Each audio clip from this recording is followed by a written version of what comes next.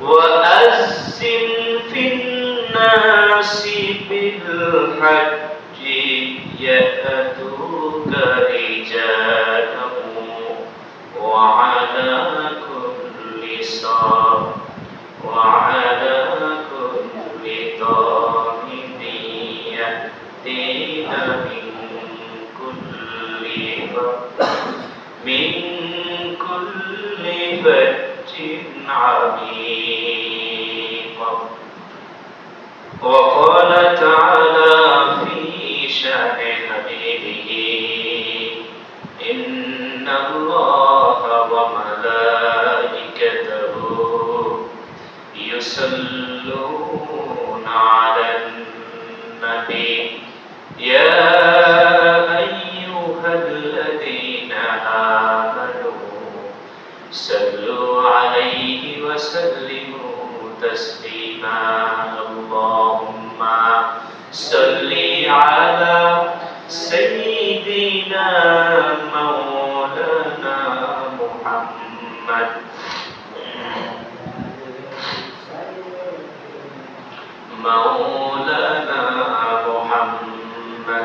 بلغ العلا بكماله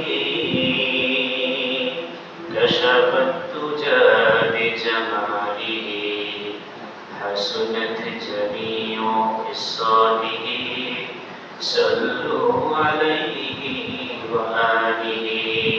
لا إله إلا الله لا إله إلا الله لا إله إلا الله لا إله إلا الله لا إله إلا الله لا إله إلا الله محمد رسول الله صلى الله عليه وسلم.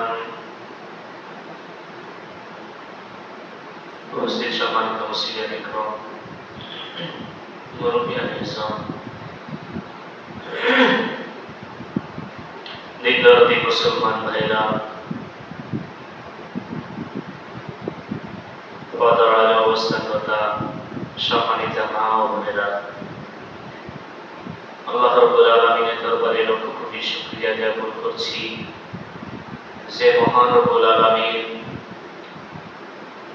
আজকে সাইয়্যিদুল আইয়াম তথা জুমার দিনে আল্লাহ তাআলা আমাদেরকে সমস্ত কাজ থেকে পারে করে খুতবার শুরুর লগ্নে আল্লাহর মসজিদে এসে বসে কিছু কথা বলার এবং শোনার দান করেছেন।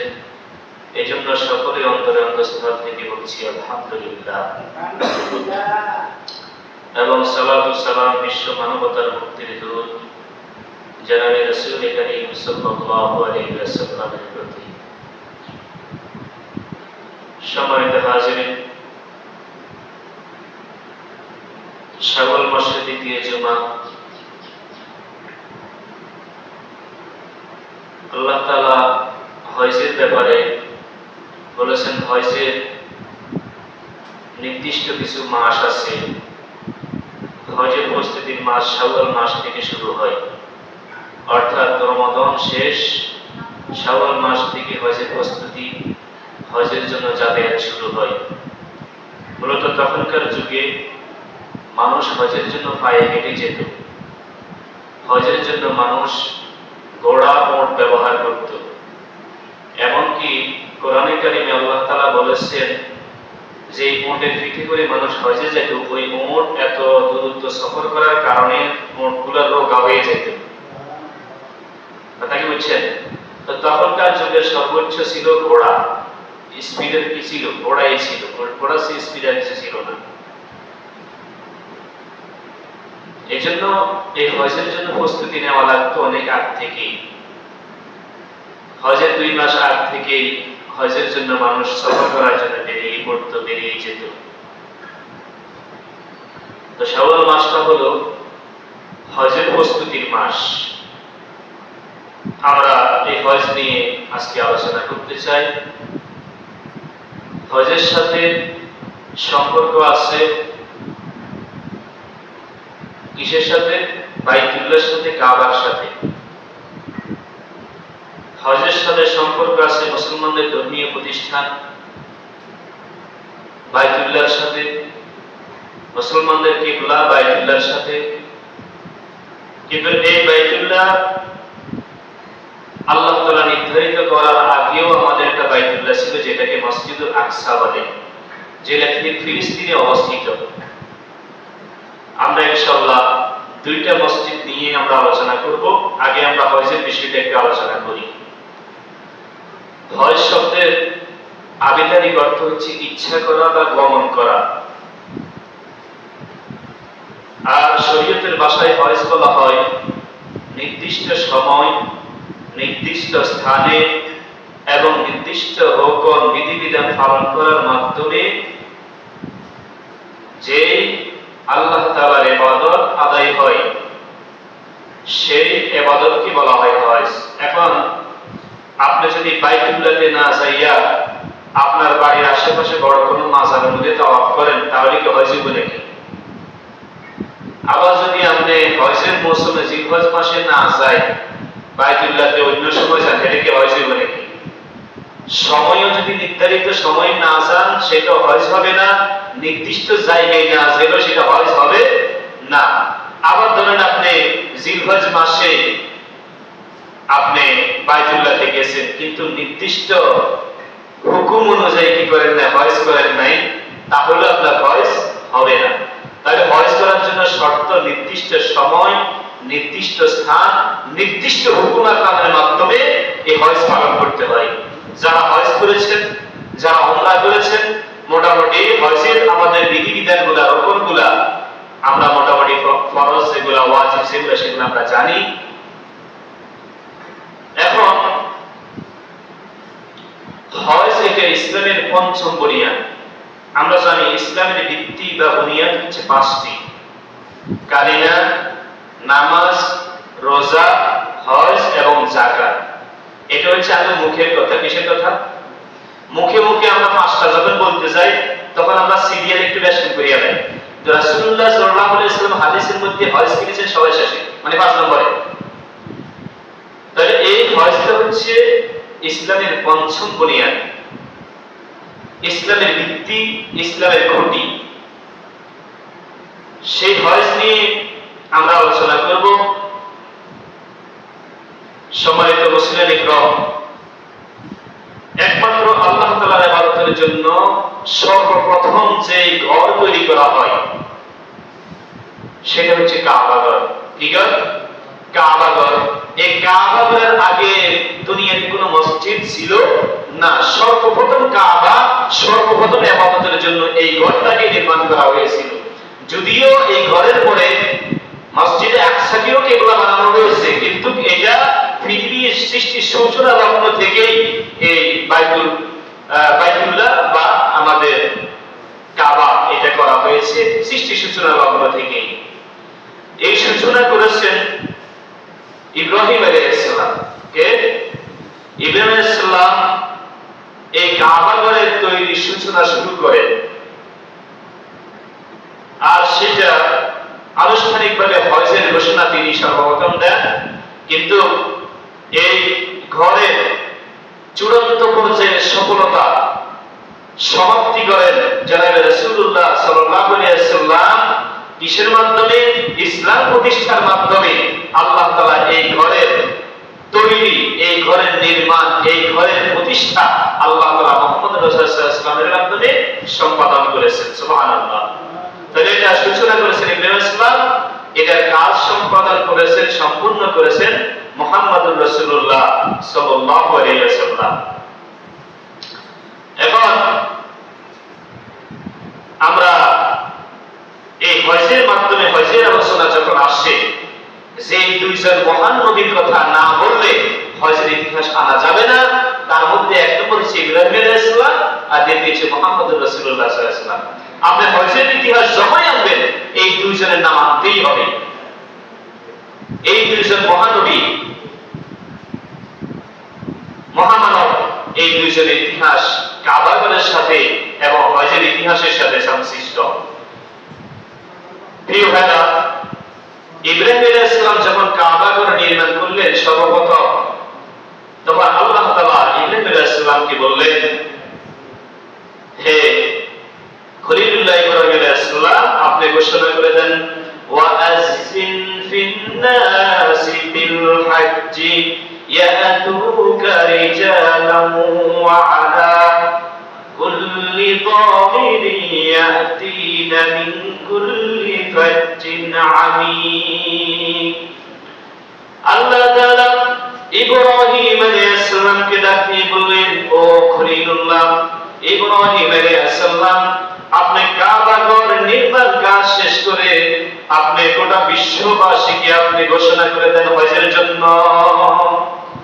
কাবা ঘর তিনি সম্পাদন করার পরে আল্লাহ তাআলা হুকুম করলে আপনি গোটা বিশ্ববাসীকে আপনি হজের জন্য ঘোষণা করে দেন, এলান করে দেন, তার মানে তাদেরকে হজের জন্য আহ্বান করে।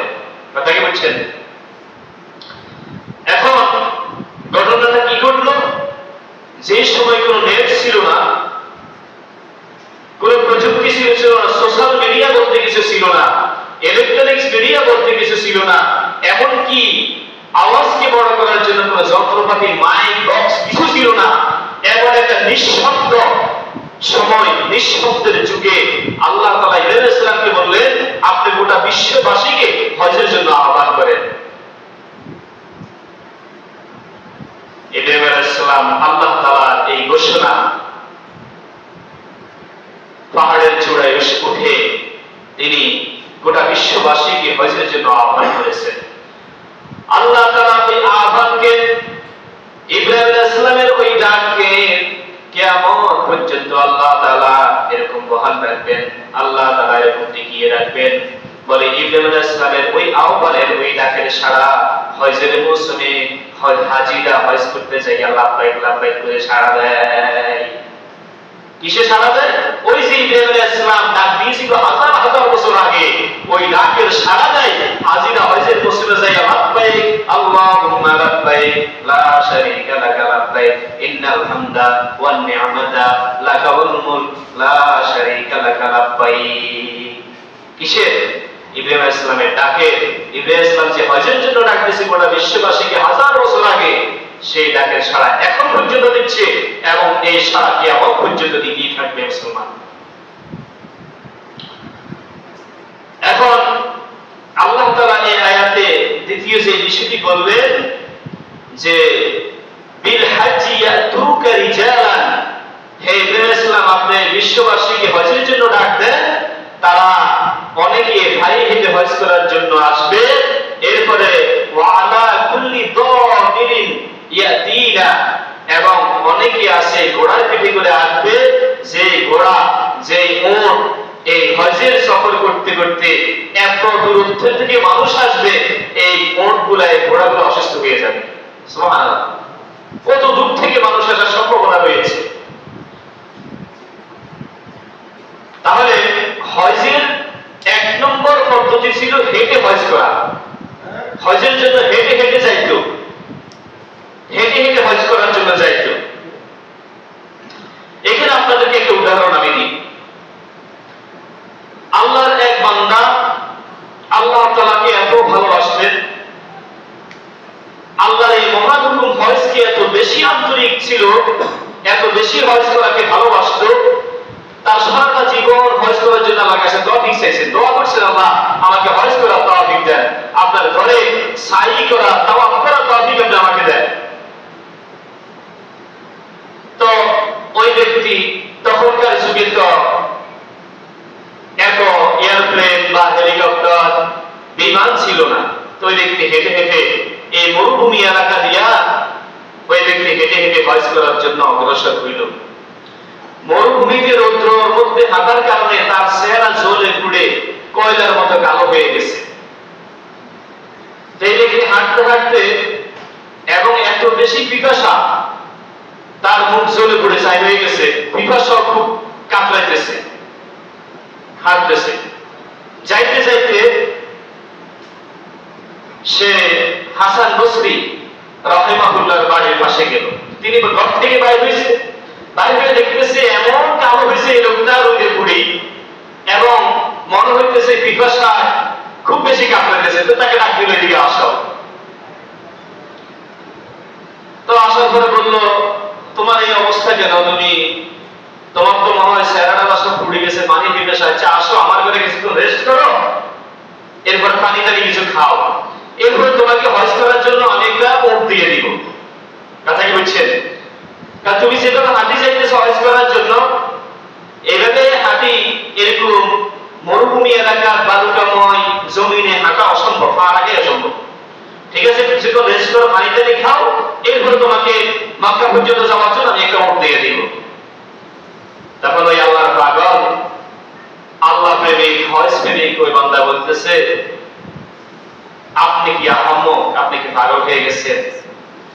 একজন মানুষ কোন রাজার কাছে যদি সাহায্যের জন্য যায়, সহযোগিতার জন্য যায়, ক্ষমা চাওয়ার জন্য যায়, সে যদি হেলিকপ্টার লয়ে রাজার ইয়েতে নামে, রাজার রাজপ্রাসাদে হেলিকপ্টার লয়ে নামে, বিমান লয়ে নামে, রাজা চিন্তা করবে বাবু হেলিকপ্টার তার নিজেরই নেই, হেলিকপ্টার তো আমার নিজেরই নেই, বিমান তো আমার নিজেরই নেই, এ আমার কাছে এরা আমি কি সাহায্য করবো, এরা আমি কি সহযোগিতা করবো?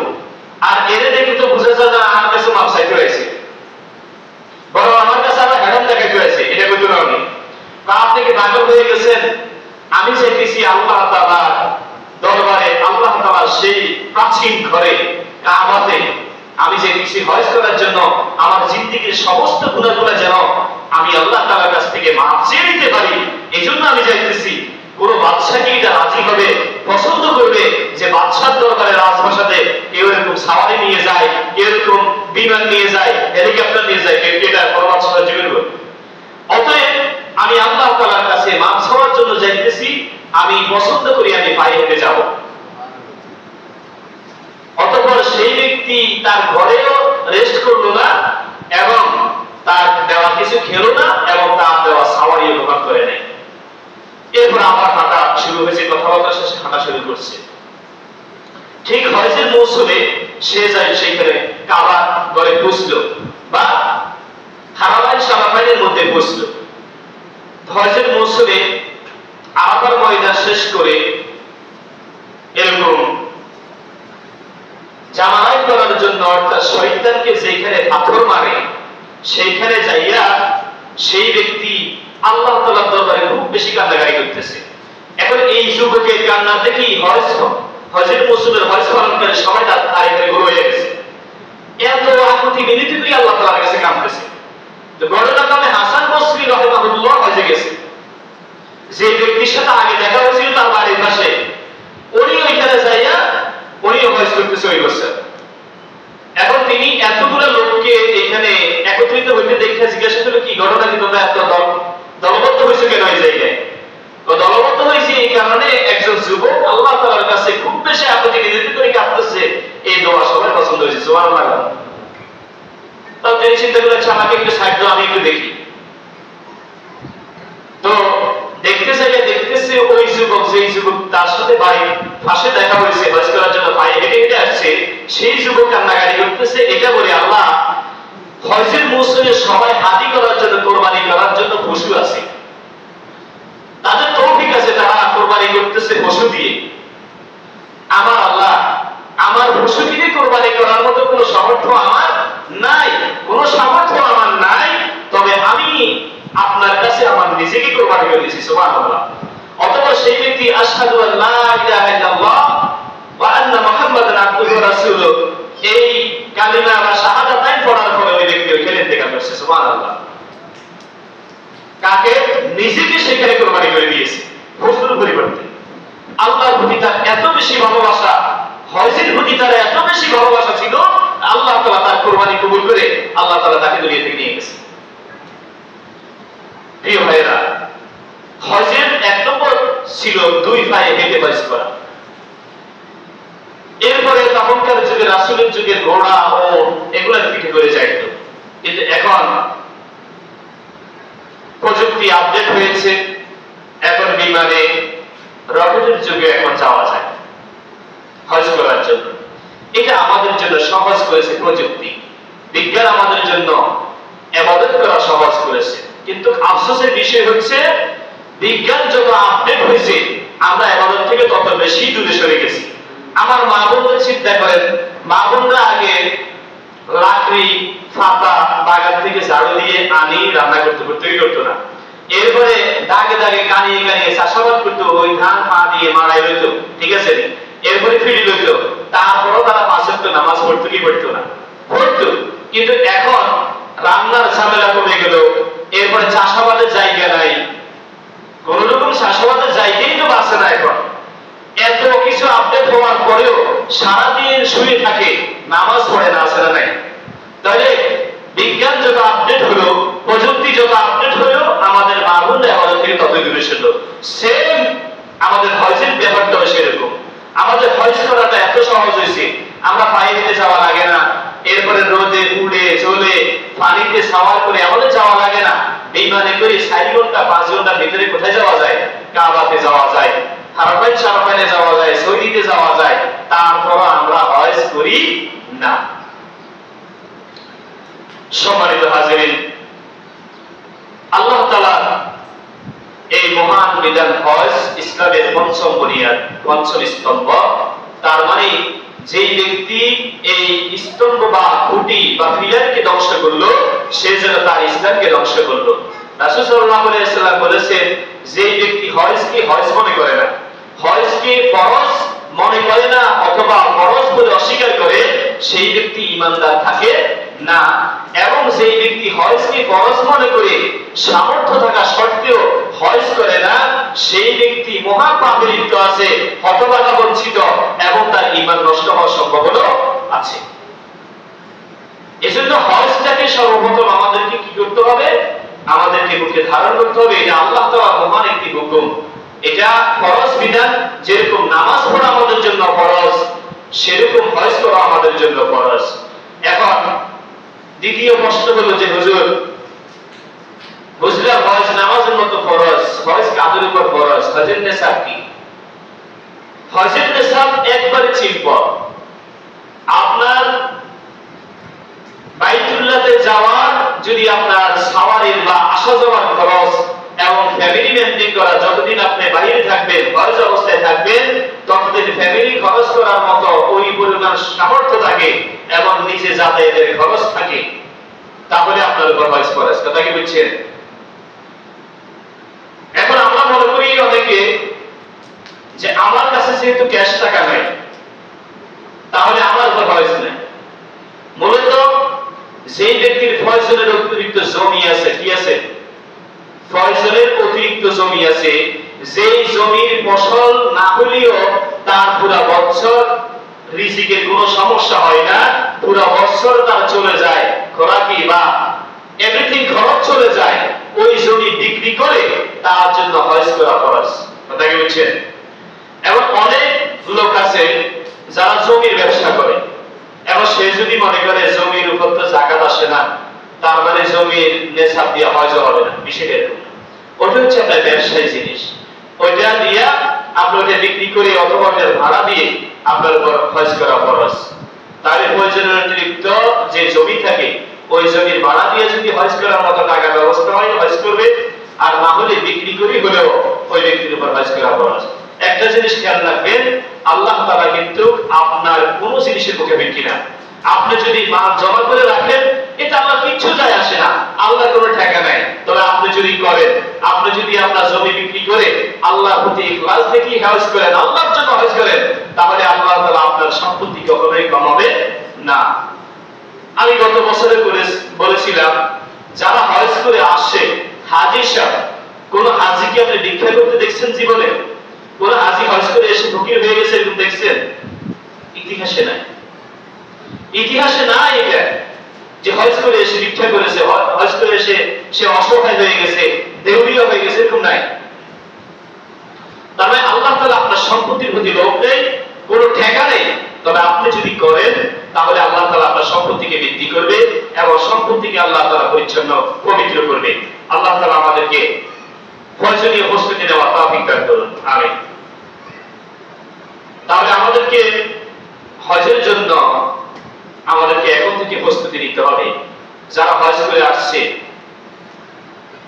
তারাও প্রত্যেক বছর হজ করা, এটা আল্লাহ তাআলার বিধান আছে যে আমি যাদেরকে সচ্ছলতা দান করেছি এবং রোগমুক্ত রেখেছি এবং দেশের বাদশার পক্ষ থেকে কোনো বাধা নেই হজে যাইতে, সেই ব্যক্তি যেন আল্লাহর ঘর বাইতুল্লাহ হজে যায় প্রতি বছর, সম্ভব হলে প্রতি বছর। কিন্তু আমরা প্রতি বছর যাওয়ার পরে নামের সঙ্গে আলহাজ লাগাই কি লাগাই না, এক বছর করে আসলে হাজি, 2 বছর করে আসলে 3 বছর করে আসলে আলহাজ, বহু বছর আর কি। হজের আলহাজ হচ্ছে এটা হাজির বহু বছর না লাগাইলে শান্তি নেই। আল্লাহ তাআলা বলেছেন, রাসূলুল্লাহ সাল্লাল্লাহু আলাইহি ওয়াসাল্লাম বলেন যে আল্লাহ তাআলা বলেছেন যে হজ হবে একমাত্র আল্লাহর জন্য, হজ করবে একমাত্র আল্লাহ সন্তুষ্টির জন্য। দুনিয়াবাসী কি বললো, আমাকে হাজি বললো কি বললো না, এই আমিত্ব হজের মধ্যে যাইয়া যে ব্যক্তি আমিত্ব দূর করতে পারলো না, তার এই হজ কোনো লাভে আসবে না। হজের মধ্যে সবকিছু পরিবর্তন করা সম্ভব। একজন মানুষ সাদা কাপড়ের কাপড় পরে হজ করে, তার পরনে কি আছে সেই খবর তার নাই। সে যে ইতিমধ্যে তার দুনিয়ার চাকচিক্য, দুনিয়ার সমস্ত রঙ্গমঞ্চ এবং সমস্ত এরকম রঙিন জামা খুলে মুর্দার কাপড় এককালা সাদা কাপড় পরলো, তার এই খবর নাই। কিন্তু সে সেইখানে যাইও সে নিজে ভাবে আমি দেশের কত বড় ধনী, কত বড় প্রভাবশালী, কত বড় নেতা, কত বড় মন্ত্রী, সেই জিনিস সে কখনোই ভুলে না। তার মানে বুঝে গেল সেই ব্যক্তি হজে যাইয়া পোশাক পরিবর্তন করেছে দিকে, কিন্তু তার চরিত্র, তার আমিত্ব সে পরিবর্তন করতে পারে নাই। তাহলে তার এই হজ কোনো কাজে আসবে না। আল্লাহ তাআলা আমাদের সকলকে হজ করা মন মানসিকতা আল্লাহ তাআলা আমাদের সকলকে দান করুন। আমি হজের কয়েকটা গুরুত্ব আলোচনা করছি। আল্লাহ তাআলা সূরা আলী ইমরানের 97 নম্বর আয়াতে বলেন, ওয়ালিল্লাহি আলান নাসি হিজ্জুল বাইতি মান ইসতাতা ইলাইহি সাবিলা। আল্লাহ তাআলা বলেন বাইতুল্লাহ পর্যন্ত পৌঁছতে সক্ষম প্রত্যেক ব্যক্তির উপর আল্লাহর ঘর বাইতুল্লাহ তাওয়াফ করা, হজ করা ফরজ। বাইতুল্লাহ পর্যন্ত পৌঁছতে পারে এই সামর্থ্য থাকলে, বাইতুল্লাহ পর্যন্ত পৌঁছার সক্ষম হলে, শারীরিকভাবে আর্থিকভাবে সে যদি সক্ষম হয়, এরকম প্রত্যেক ব্যক্তির উপর বাইতুল্লাহ হজ করা ফরজ। এরপরে রাসূলুল্লাহ সাল্লাল্লাহু আলাইহি ওয়াসাল্লাম বলেন, মান হাজ্জা লিল্লাহি ফালাম ইয়ারফুস ওয়া লাম ইয়াফসুক রাজা'a কায়াউমিন ওয়ালাদাতুহু উম্মুহু। রাসূল সাল্লাল্লাহু আলাইহি ওয়াসাল্লাম হজের ফজিলত বর্ণনা করতে গিয়ে বলেন, যে ব্যক্তি আল্লাহর জন্য হজ করে, একমাত্র আল্লাহ রাজি খুশি করার জন্য হজ করে, সর্বপ্রকার পাপ থেকে সেইখানে বেঁচে থাকে। অর্থাৎ হজ করতে গিয়ে সমস্ত পাপাচার থেকে, আন্তরিক গুনাহ এবং চোখের গুনাহ, চিন্তার গুনাহ থেকে মুক্ত থাকে এবং বিশেষ করে মুখে খারাপ ভাষা, গালমন্দ থেকে হজের জায়গায় সে বিরত থাকে। বলে ওই ব্যক্তি হজ থেকে বাড়িতে ফিরল যেইভাবে একজন নিষ্পাপ শিশু তার মায়ের গর্ভ থেকে জন্মগ্রহণ করে। অর্থাৎ একজন নবজাতক শিশু তার মায়ের গর্ভ থেকে যেরকম নিষ্পাপ হয়ে দুনিয়াতে আগমন করে, দুনিয়াতে জন্মগ্রহণ করে, ওই ব্যক্তি হজ করে সে নিষ্পাপ হয়ে সেই ব্যক্তি তার বাড়িতে ফিরল, ঘরে ফিরল। সুবহানাল্লাহ।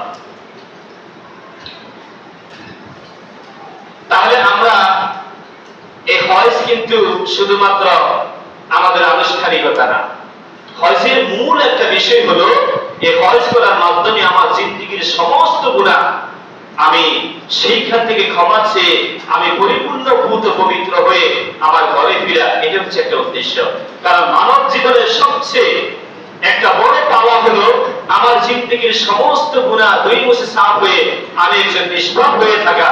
এটা মানব জীবনের সবচেয়ে বড় চূড়ান্ত একটি সফলতা হওয়া উচিত। তাহলে একজন আল্লাহর জন্য, আল্লাহর সন্তুষ্টির জন্য হজকারী যে ব্যক্তি হজে যায় সমস্ত অশ্লীলতা, পাপাচার থেকে এবং কল্যাণের কাজ করে হজে গিয়ে, এরকম ব্যক্তি হজ থেকে বাড়িতে ফিরে একজন নিষ্পাপ শিশু যেরকম মায়ের গর্ভ থেকে জন্মগ্রহণ করে সেরকম নিষ্পাপ হই। এরপরে অন্য হাদিসে রাসূলুল্লাহ সাল্লাল্লাহু আলাইহি ওয়াসাল্লাম বলেন, আল উমরাতু ইলা উমরাতি কাফফারাতুল লিমা বাইনাহুমা। রাসূল সাল্লাল্লাহু আলাইহি ওয়াসাল্লাম বলেন, এক উমরা থেকে অন্য উমরা পর্যন্ত মধ্যবর্তী এই 1 বছর হোক, 10 বছর হোক, 20 বছর হোক, এক উমরা থেকে অন্য উমরা করলে মধ্যবর্তী সময়ের সমস্ত গুনাহ আল্লাহ তাআলা মাফ করে দেয়। ওয়াল হাজ্জুল মাবরুর লাইসা লাহু জাযাউন ইল্লাল জান্নাহ। এবং যে ব্যক্তি হজ্জে মাবরুর সম্পাদন করে, কল্যাণ করে, কি হজ করে, তার বিনিময় একমাত্র এই জান্নাত। যে ব্যক্তি হজ্জে মাবরুর করে আসতে পারে, তার বিনিময় জান্নাত ছাড়া কিছুই হতে পারে না। তার মানে সেই ব্যক্তি জান্নাত অর্জন করে। সুবহানাল্লাহ। তাহলে আমাদের জন্য এই হজ আমরা সম্পাদন করতে হবে। এই হজের জন্য আমাদেরকে টাকা জমাতে হবে। এই হজের জন্য আমাদের ভিতরে একটা জেদ, একটা মনোভাব আমাদেরকে সৃষ্টি করতে হবে।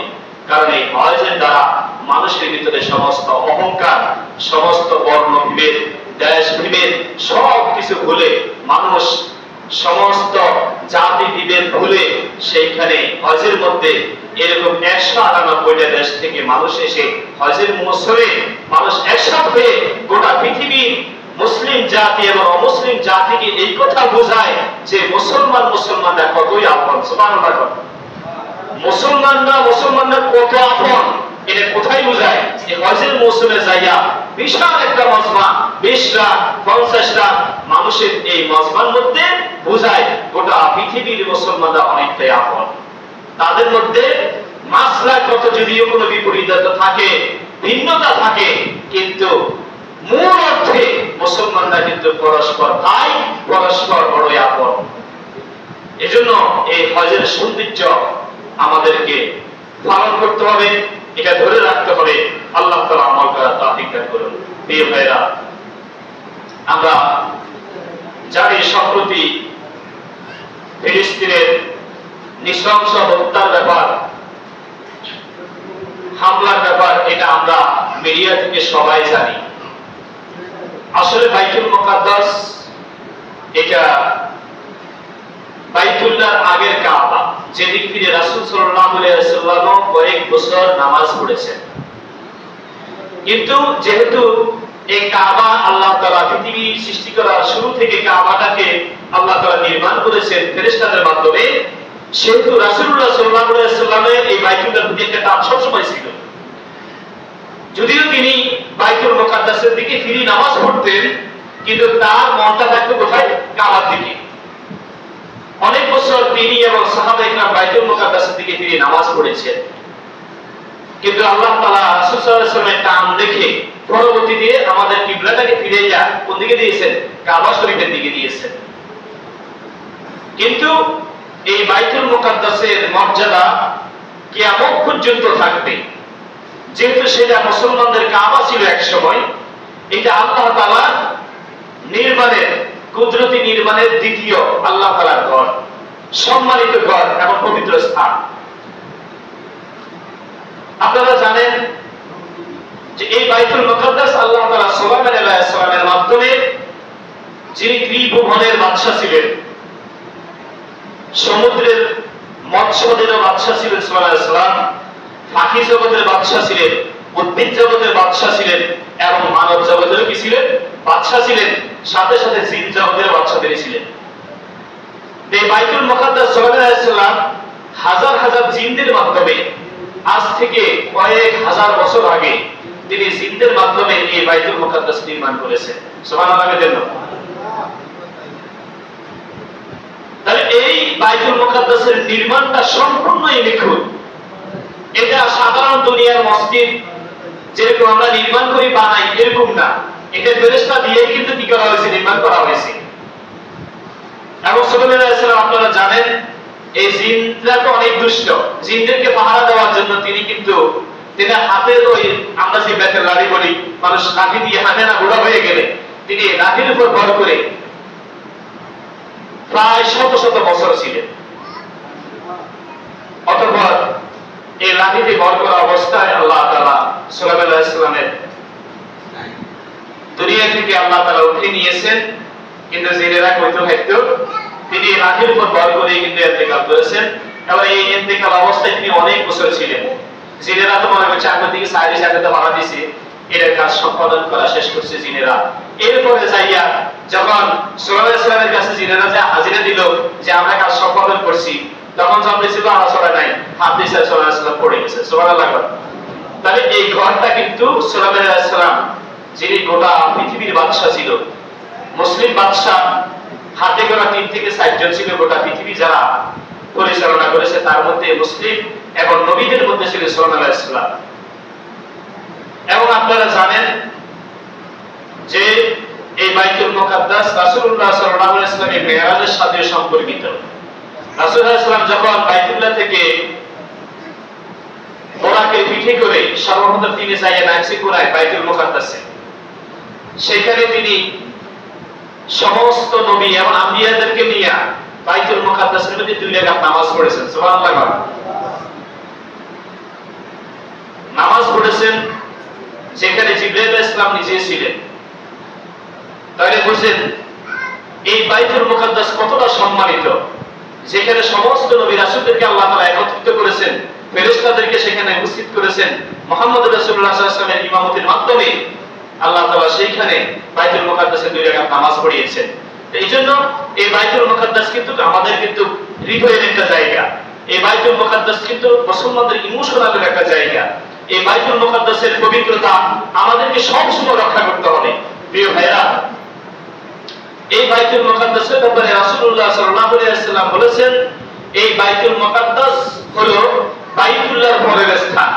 অর্থাৎ কোন মানুষ যদি বাইতুল্লাহতে 2 রাকাত নামাজ পড়ে, তাহলে 1 রাকাতের বিনিময়ে 1 লক্ষ রাকাতের সওয়াব পাবে। সুবহানাল্লাহ।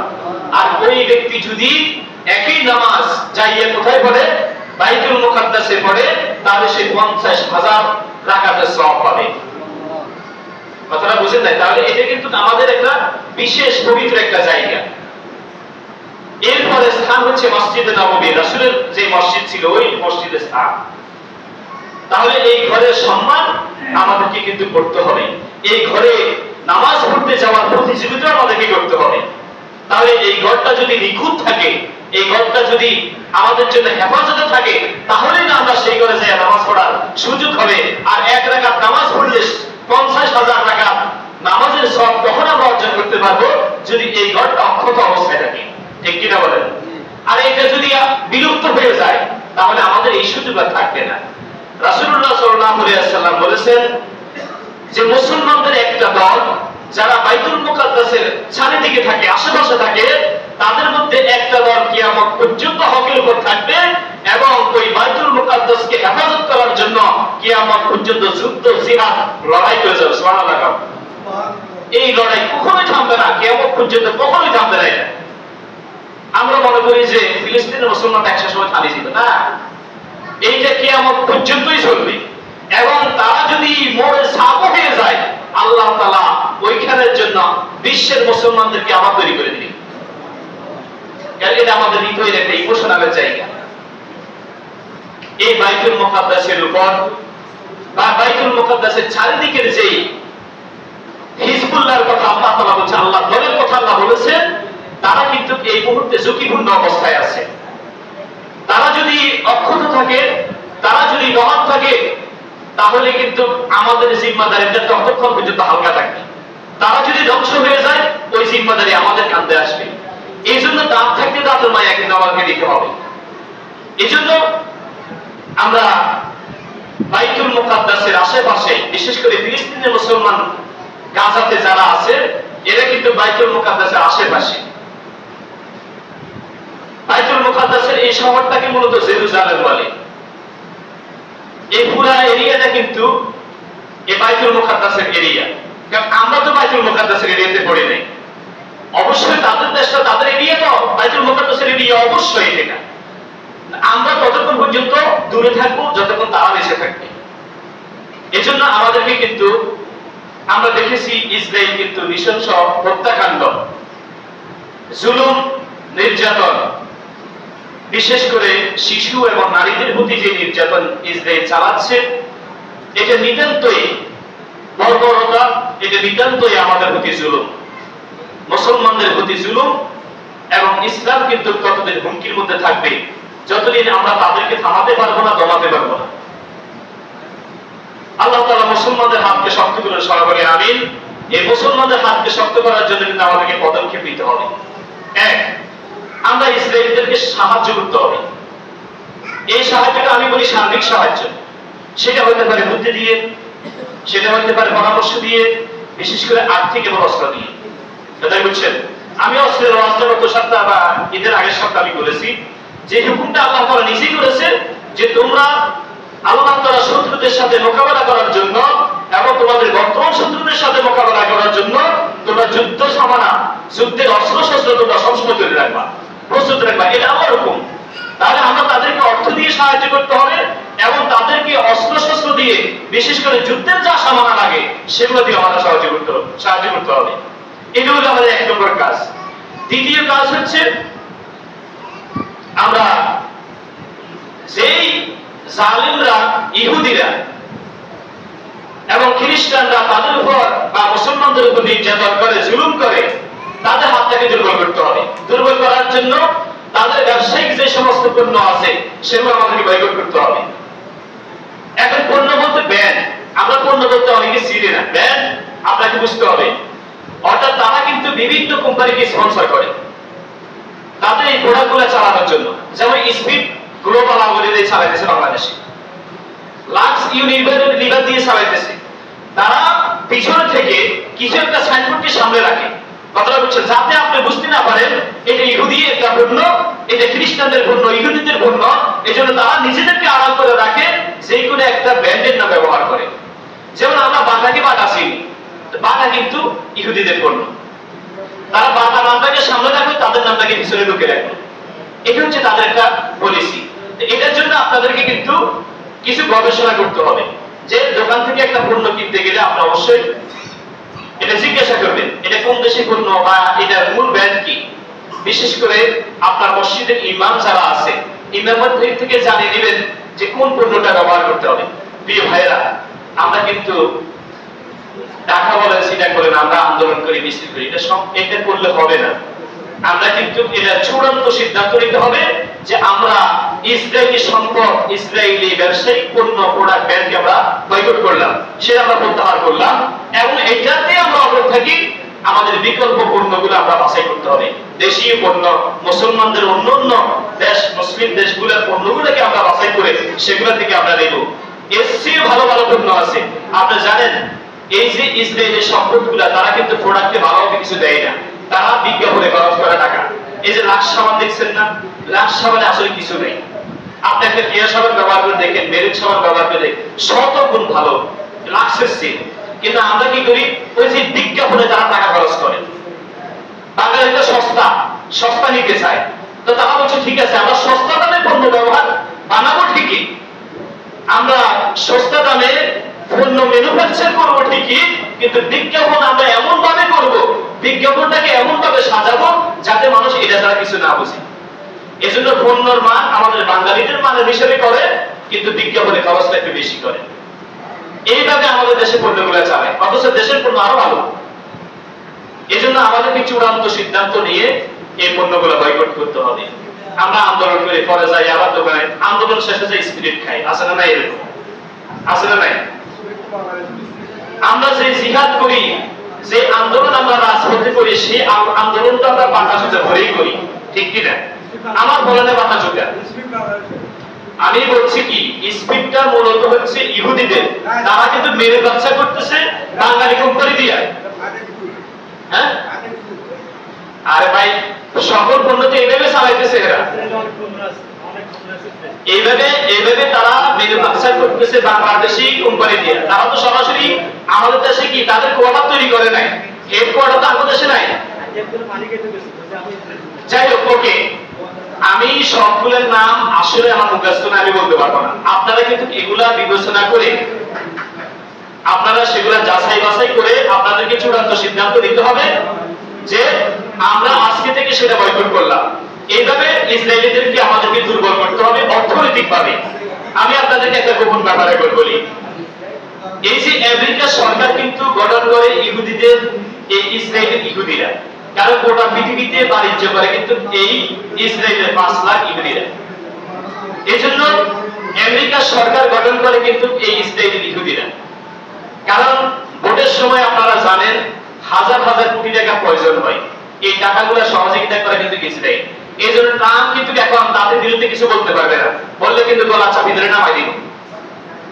আপনারা জানেন বারাক ওবামা কিন্তু যখন ক্ষমতায় ছিল তখন কিন্তু বারাক ওবামা এই ফিলিস্তিনের বিষয়টা নিয়ে কথা বলছিল, কিন্তু বারাক ওবামা ক্ষমতায় থাকতে পারেনি, তাকে পরে নামাইছে। সেম জো বাইডেন কিন্তু কিছুটা চেষ্টা করেছে, কিন্তু ট্রাম্প কি বলল, আমি যদি ক্ষমতায় থাকতাম তাহলে এই যুদ্ধ, ফিলিস্তিন ইস্যু, ইসরায়েল ইস্যু এবং রাশিয়া ইউক্রেন ইস্যু আমি বহুত আগে কি করতাম, সমাধান করে ফেলতে পারতাম। এই বলি দিয়ে সে ক্ষমতায় আসলো। আসার পরে ইসরায়েল ফিলিস্তিনের প্রতি হামলা বাড়াইছে না কমাইছে? বাড়াইছে না? তার মানে কি ইসরায়েলের বিরুদ্ধে ট্রাম্প একটা শব্দ বাইর করার ক্ষমতা তার নাই, কারণ তাকে গঠন করে দিয়েছে, তার সরকার গঠন করে দিয়েছে ইসরায়েল। এজন্য এই বিষয়গুলো বুঝতে কিন্তু অনেক ব্যাপার আছে। আমরা অনেকে মনে করি যে অমুক মুসলিম রাষ্ট্র করে না কেন, আর আপনার সমাজের চিন্তা করেন, আপনার সমাজে যখন আপনি কোনো বিষয় নিয়ে প্রতিবাদ করে দাঁড়ান, আপনার পিছনে একজন মুসলিমকে আপনি পান না, আছে না নাই? ঠিক সৌদি আরবের বাদশা যদি এখন কথা বড় কথা বলে বা আন্দোলনের কথা বলে, জিহাদের কথা বলে, প্রতিবাদ করে, তার পিছনে একজন মুসলিম শাসক পাবেন না। আপনি বিশ্বাস করেন না, আপনার এই সত্য, উনি বিচার কে থাকবেন। এজন্য আমাদেরকে কিন্তু ইসরায়েলি পণ্য বয়কট করার মাধ্যমে ইসরায়েলের অর্থনৈতিক আমাদেরকে একটা আঘাত আনতে হবে এবং তাদের অর্থের আটকে দুর্বল করতে হবে। আল্লাহ তাআলা আমাকে তৌফিক দান করুন। দ্বিতীয় হচ্ছে, 3 নম্বর হলো, আমরা মুসলিম দেশগুলা আমরা যারা আছি, আমরা কিন্তু যুদ্ধ জিহাদের জন্য সব সময় আমাদেরকে প্রস্তুত থাকতে হবে। মন মানসিকতাকে আমাদেরকে এটা রেডি করে রাখতে হবে, এটা আমাদের ডেস্টিনেশন ডিটারমিনেশন করে রাখতে হবে যে সব সময় এটা রাসূল সাল্লাল্লাহু আলাইহি ওয়াসাল্লামের আকাঙ্ক্ষা ছিল যুদ্ধ জিহাদ, এটা কিয়ামত পর্যন্তই ফরজ, এটা কিয়ামত পর্যন্ত চালিয়ে যেতে হবে। এটা আল্লাহ তাআলার হুকুম। আল্লাহ বলে মারো মারো মারো মারো, কিয়ামত পর্যন্ত যতদিন ইসলাম প্রতিষ্ঠা না হবে ততদিন জান দিবা, জান নিবা, মরবে এবং মারবে, চালিয়ে যেতে হবে। এমন মানসিকতা রাখতে হবে প্রিয় ভাইরা। এবং শেষ যেটা, ঈমানের সবচেয়ে নিম্ন স্তর যেটা, সেটা হচ্ছে আমাদেরকে রাজপথে নেমে আমাদেরকে অন্তত আমরা ইসরায়েল ফিলিস্তিন যাইয়া ফিলিস্তিনের পক্ষ হইয়া লড়াই তো করতে পারবো না, অন্তত আমরা আমাদের জমিনে থেকে আমাদের দেশে থেকে আমরা তাদেরকে অন্তত শক্তিতে যোগাইতে পারি। এই ফিলিস্তিন তোমরা ভয় পেও না, বিশ্বের মুসলমান ইনশাআল্লাহ তোমাদের পাশে আছে, যাতে করে তাদের মনোবলটা একটু বৃদ্ধি পায়, যাতে করে তারা তাদের লড়াই চালিয়ে যেতে পারে, যাতে করে তাদের মন ভাঙে। কারণ একটা যুদ্ধকে, একটা দেশকে দুর্বল করতে হলে, অস্বাধীন করতে হলে, পরাজিত করতে হলে সর্বপ্রথম তাদের মন ভেঙে দিতে হয়। এই মনটা যেন তাদের না ভাঙে, এই জন্য আমাদেরকে প্রত্যেক মুসলিম দেশের জমিন থেকে আমাদেরকে কিন্তু আওয়াজ তুলতে হবে, প্রতিবাদী মিছিল দিতে হবে, বিক্ষোভ মিছিল দিয়ে তাদেরকে এটা দেখাইতে হবে যে হ্যাঁ না, তোমরা চিন্তা করো না, তোমাদের পাশে তোমাদের মুসলিম ভাই, তোমাদের আপন ভাই তোমাদের সাথে আছে, তোমরা ইনশাআল্লাহ চালিয়ে যাও। তাই ধারাবাহিকতায় আপনারা জানেন গত কয়েকদিন পর্যন্ত বাংলাদেশের বিভিন্ন জায়গা থেকে বিক্ষোভ মিছিল হইতেছে, এটা তো আপনারা দেখছেন নাকি? ঈদের পর থেকে, ঈদের আগে হয়েছে, ঈদের পর থেকে বেশ কিছুদিন চলতেছে। চূড়ান্ত পর্যায়ে বা বলতে পারেন বাংলাদেশের সবচেয়ে ইসরায়েল বিরোধী বা ফিলিস্তিন সাপোর্টে সবচেয়ে বড় মার্চ ফর গাজা ডাক দিয়েছে আগামীকাল 12 তারিখে। সেখানে সমস্ত রাজনৈতিক দলের লোকেরাও থাকবে এবং সমস্ত রাজনীতির বাহিরে যত দল মত নির্বিশেষে সবাই মিলে 12 তারিখে মার্চের কি দিয়েছে, ডাক দিয়েছে, যাতে করে আমরা অন্তত তাদেরকে এই সাহস যোগাতে পারি যে আমরা তোমাদের সাথে আছি। এটা আমাদের ঈমানের সর্বনিম্ন দায়িত্ব। এটাও যদি আমরা করতে না পারি, বুঝতে হবে ভাইয়া ঈমানের যে দীপশিখা, ঈমানের যে আলো আমাদের হৃদয়ে নেই। অন্তত এটা যদি না করতে পারি, এটা একবারে নিম্নটা, এটার নিচে ঈমানের আর কোনো অংশ নাই। এটা যদি আপনি না করেন, নির্ঘাত 100% আপনি ভাবি নেন আপনার ভিতরে ঈমানটা নাই, ঈমানের যে আলো, যে দীপশিখা, এটা আপনার ভিতরে নাই। এজন্য আমাদেরকে এই মার্চ ফর গাজা 12 তারিখে আগামীকালকে এই বিক্ষোভ মিছিলে, এই গণজোয়ারে আমাদের সকলকে অংশগ্রহণ করা দরকার। বিশেষ করে আমরা যারা অবসর আছি, আমাদের এত বাধ্যবাধকতা নেই, আমরা অন্তত ঢাকাতে এই মিছিলে বিক্ষোভে আমরা অংশগ্রহণ করব। আল্লাহ তাআলা আমাদের সকলকে আমল করার তৌফিক দান করুন।